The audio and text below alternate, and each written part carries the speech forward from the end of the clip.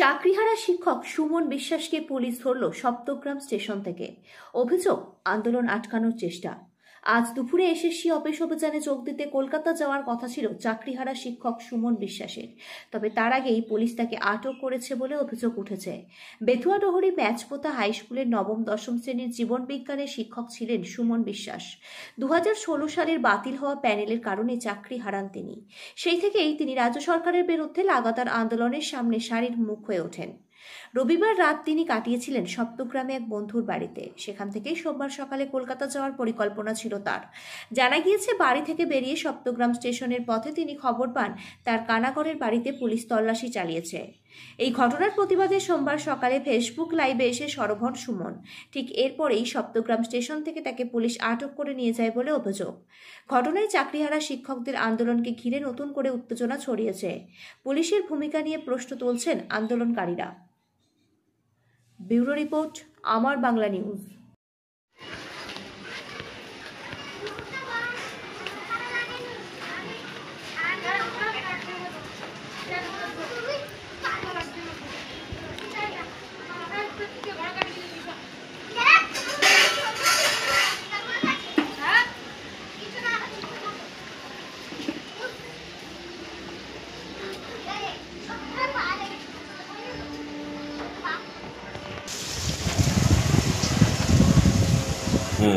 কি বলছে এখন বলবো কি শোনেন, এটা তো আন্দোলন করার কথা আজকের, সেই ব্যাপারে কোনো কিছু হয়েছে কিনা আমি তো এটা বলতে পারবো না।